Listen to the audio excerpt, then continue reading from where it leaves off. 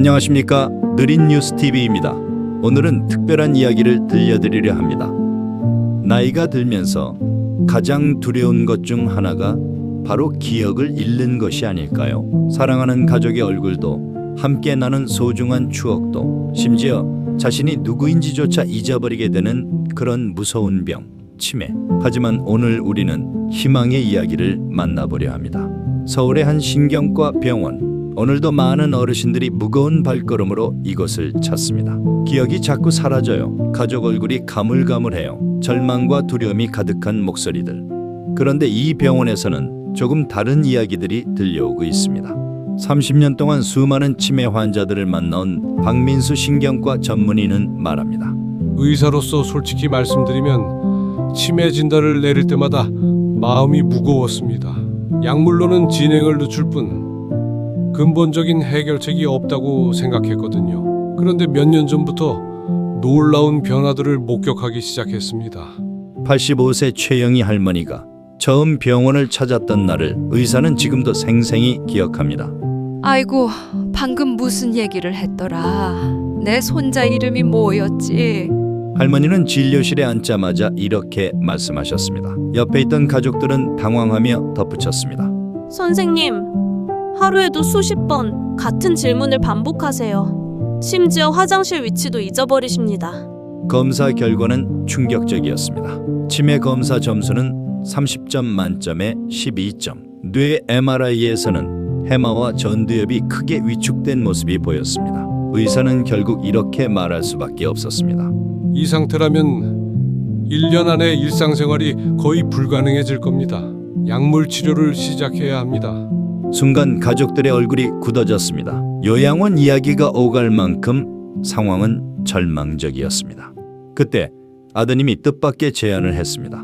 선생님, 혹시 약물 말고 다른 방법은 없을까요? 해외 논문에서 코코넛 오일 식이요법이 치매에 도움이 된다고 읽었습니다. 어머니께 시도해보고 싶습니다. 솔직히 박민수 박사는 속으로는 회의적이었습니다. 이미 이렇게 진행된 치매에 오일 한 숟가락으로 무슨 변화를 기대한단 말인가. 하지만 가족의 눈빛은 간절했습니다. 좋습니다. 다만 기적은 흔치 않습니다. 3개월 후 다시 검사해 보겠습니다. 그리고 3개월이 흘렀습니다. 3달 뒤 진료실에 다시 나타난 최영희 할머니는 완전히 다른 모습이었습니다. 박 선생님, 제 손자 민수 생일이 5월 12일 맞지요? 예, 그걸 기억하시네요. 또렷한 목소리, 정확한 기억, 심지어 십자 말풀이까지 혼자 푸셨습니다. 검사 점수는 20여 점. 3달 만에 12점이 오른 것입니다. MRI에서도 위축되었던 해마가 다시 커지고 있었습니다. 의사는 놀라며 물었습니다. 도대체 무슨 치료를 하신 겁니까? 할머니는 미소 지으며 대답했습니다. 아무 약도 먹지 않았어요. 매일 아침 공복에 물 한 잔에 코코넛 오일 한 숟가락 넣어 마셨을 뿐이에요. 이것이 끝이 아니었습니다. 다른 환자들에게서도 비슷한 일들이 일어나기 시작했습니다. 72세 이정남 어르신은 말씀하십니다. 30년 전 친구들 전화번호가 다시 떠오르더군요.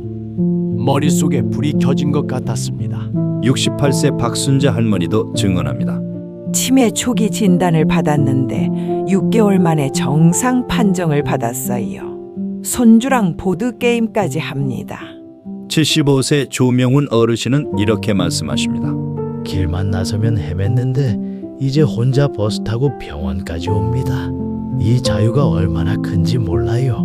74세 문영숙 할머니의 목소리입니다. 치매 초기라 절망했는데 4개월 후 검사에서 정상이라고 하네요. 가계부도 다시 혼자 정리합니다. 환자들의 목소리는 모두 한결같았습니다. 기억이 돌아왔다. 다시 삶이 시작됐다.